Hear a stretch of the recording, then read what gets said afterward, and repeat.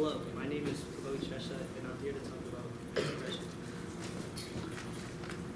So basically, peer pressure is implemented in numerous ways, but I'm going to be focusing on three main places: everyday life, athletes, and animals. In everyday life, it can be broken down to fitting in and effort levels. Fitting in is a common occurrence in many lives, which is where the people around a person can sway an individual's decision, whether it be for the better or the worse. Effort levels is when a person is pressured to work harder because of the people around them. But during my research, I found a UCLA study which stated that it is more likely to hurt the person's performance than boost it. Here I have a graph showing an example of a student's decision being swayed by peer pressure.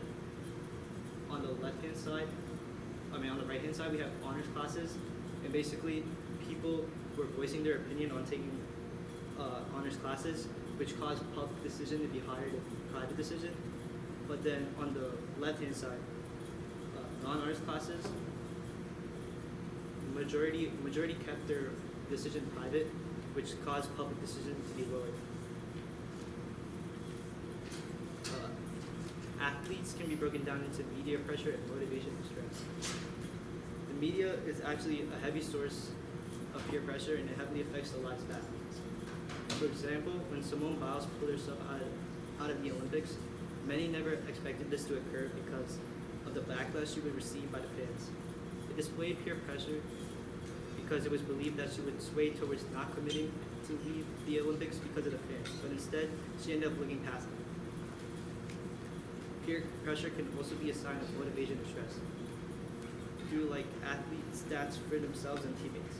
This is due to the fact that it helps motivate athletes to work hard, or it can give them a sign of no hope, or which added stress. And then there's animal-based peer pressure.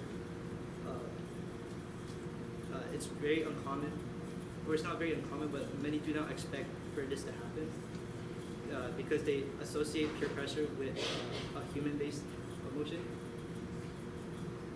For example, we have defense mechanisms where a school of fish displays peer pressure because they follow each other and none of the fish ever step out of line. But if they do, it sends a signal throughout the population.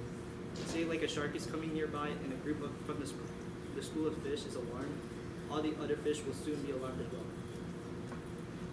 Peer pressure can actually cue natural animal interactions for some animals.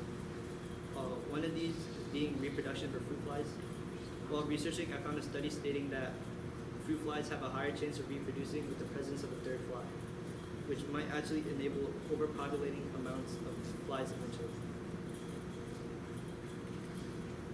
Here I have a quote from the stimuli stating that traditional view that predators directly kill prey, thereby reducing prey survival, and this is the limit of their impact. The ecology of fear posits that the cost of avoiding predation, fear for short, such as reduced feeding time or reduced feeding opportunities, may additionally reduce prey's ability to reproduce and survive.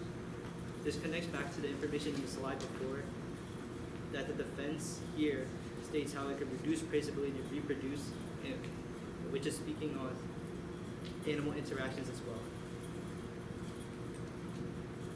But what is pressure? Well, as considering the cause and effects of peer pressure, how can we maintain a healthy amount of peer pressure? I like to present two solutions to this. The first one is to realize there can be both a positive and negative side to peer pressure occurrence, and it is really up to the individual to realize whether they should take the action or not. The second one is when peer pressure is mostly negative, to cut off the source of peer pressure, but it may invoke other problems by cutting it off. It should be cut off with moderation, that way you don't face more severe problems instead. Thank you.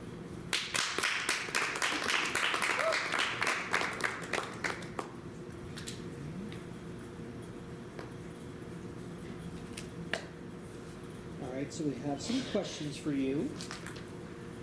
How did you handle the differing perspectives in order to reach a conclusion? When I was researching, I found that peer pressure can be seen in either a positive or negative light, and I basically wanted to keep it on more like a research standpoint, so I kept a neutral tone throughout the book. Okay. And then lastly, what advice would you have for some other researchers who consider this topic? Basically, I couldn't find much statistical data on peer pressure for animals. So if I could give advice, I would like tell them to do a study that displays animals being subjected to peer pressure. Okay.